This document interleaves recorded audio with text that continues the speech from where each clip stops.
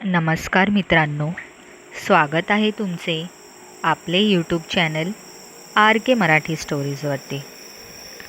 तर आपण सर्वांनी लहानपणापासूनच उतारा, जादूटोणा, काळा जादू, करणी, लिंबू फिरवणे, भानामती, प्रेतबाधा, भूतबाधा या गोष्टी ऐकल्या असतील आणि या गोष्टी कोकणात आत्ताही सर्रास घडतात. काही गोष्टी खऱ्या असतात तर काही गोष्टींवर आपला पटकन विश्वास बसत नाही. शेवटी प्रत्येकाच्या मान्य आणि न मान्यावर आहे. ज्यांनी या गोष्टी जवळून पाहिल्या असतील त्यांचा नक्कीच या गोष्टींवर विश्वास बसेल. तर कोकणातले लोक तसे देवभोळे असतात. त्यांची देवावर अतूट श्रद्धा आहे आणि असायलाच हवी.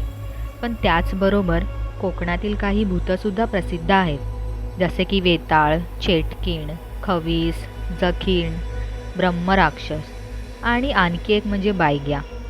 जे मी ऐकले आहे की तिथे आपण पैसे देऊन हे बायग्या भूत विकत घेऊ शकतो, जे शत्रूचा नायनाट करून घरात भरभराटी करतात. आता यात कितपत खरे आहे हे काय मला देखील माहीत नाही. त्याशिवाय दैवी शक्तीसुद्धा खूप प्रचलित आहे, जसे की राखणदान किंवा देवचार. आणि मलासुद्धा हे काही माझ्या मित्रमैत्रिणींकडून समजले. तर सदर गोष्ट ही मला माझ्या ऑफिसमधल्याच एका मैत्रिणीने सांगितली आणि जी खूप वर्षापूर्वी घडलेली आहे. माझी मैत्रीणसुद्धा कोकणातलीच आहे आणि ही गोष्ट तिच्या आजीच्या वडिलांसोबत घडली होती. तर माझ्या मैत्रिणीचे आजीचे वडील म्हणजेच पांडुरंग पवार हे त्यावेळेस तरुण होते आणि आजी म्हणजेच त्यांची मुलगी ही अगदीच लहान होती. तर पांडुरंग पवार हे दिसायला सावळे, अंगाने उंच, धिप्पाड होते आणि ते भगत होते. म्हणजेच त्यांचं काम हे ज्यांना कोणाला कुठल्या आत्म्याने झपाटले असेल तर उतारा काढणे वगैरे होते आणि ते त्यांच्या कामात अगदीच निपुण होते. तर त्यांच्या बाजूला एक सावंत कुटुंब राहत होते आणि त्यांच्या घरातील एका माणसाला भूताने पछाडले होते. तो माणूस घरात सर्वांना त्रास देत होता. त्यामुळे एक दिवस त्यांनी पांडुरंग पवार यांना बोलावले होते. तसे काही वेळातच पांडुरंग त्यांच्या घरी सोबत सर्व उतारा काढायचे सामान घेऊन जातात आणि ज्याला झपाटले आहे त्याला काय काय खायला हवे आहे ते विचारतात. असे म्हणतात, तो वाईट आत्मा माणसाच्या शरीरातून निघून जाण्यासाठी त्याच्या आवडीचे सर्व पदार्थ बनवून एका जागी ठेवावे लागतात. मग तो आत्मा असतो तो येऊन ते खातो. तर आता ज्या माणसाला झपाटले होते त्यांच्या घरातील सदस्यांनी अमावस्येच्या दिवशी त्या भूताच्या आवडीचे सर्व पदार्थ बनवले होते, ज्यात सर्व मांसाहारी पदार्थ होते, जसे की अंडी, मासे, लिंबू, कापूर, हळद, कुंकू लावलेले नारळ, भात इत्यादी. आणि ते साहित्य पांडुरंग यांच्या हवाली केले. काही लोक उतारामध्ये दारूसुद्धा ठेवतात. तर पांडुरंग उतारा घेऊन आता संध्याकाळी 7 वाजता घराबाहेर पडतात आणि तो उतारा घेऊन ज्या जागी झपाटले आहे त्या जागी जातात. ही जागा कोणती पण असू शकते, जसे की जंगलात, स्मशानात, मोकळ्या जागी किंवा नदी किनारी. असे म्हणतात तो उतारा लहान मुलांनी, गर्भवती स्त्रीने, आजारी व्यक्तीने किंवा नवविवाहित हळदीच्या अंगाने यांनी ओलांडू नये. कारण असे केल्यास ज्या व्यक्तीला त्रास होता तो त्रास तुम्हाला होऊ शकतो. पांडुरंग पवार सोबत त्यांच्याच घरातला एक लहान मुलगासुद्धा आला होता.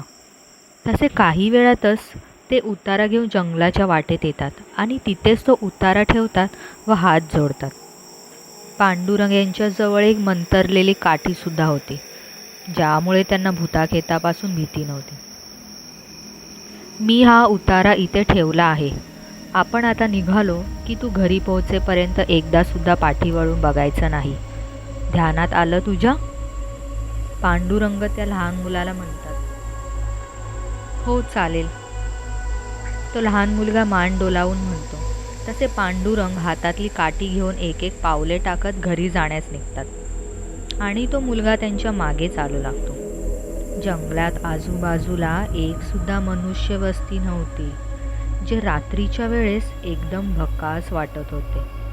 त्यात वेगवेगळ्या पक्ष्यांचा आवाज येत होता. त्यामुळे ते आणखीनच भयावह वाटत होते. तसे तो मुलगा अचानक मागे वळून पाहतो आणि तिथेच त्या लहान मुलाकडून चूक होते. समोरील दृश्य पाहून त्याचे अंग थरथरू लागते आणि त्याची बोबडीच वळते. समोर एक भला मोठा उंच माणूस उभा होता, ज्याची उंची सामान्य माणसा एवढी नव्हती. असे भयानक दृश्य पाहून तो मुलगा पूर्णपणे घाबरला होता. तसा तो पांडुरंग यांचा हात पकडतो. काका, चला इथून लवकर, तो मुलगा म्हणतो. तसे पांडुरंगसुद्धा मागे वळून पाहतात तर तो उंचच उंच माणूस आता कुत्र्याच्या रूपात त्यांच्या मागे येत होता.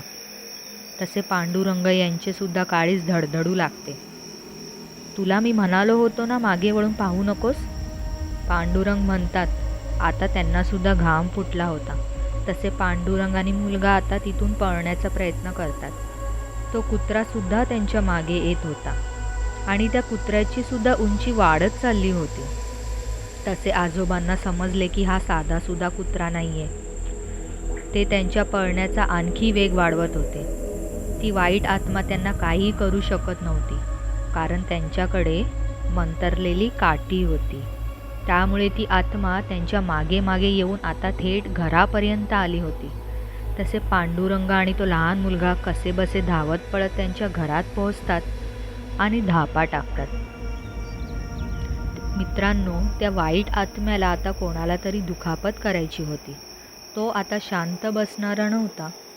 पांडुरंग यांची बायको खिडकीत उभी राहून त्यांची वाट पाहत होती.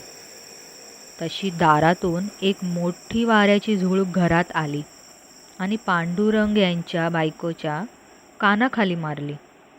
तशी ती जागेवरच खाली पडली. ती कानाखाली इतकी जोरात मारली की तिचे दातसुद्धा तुटले.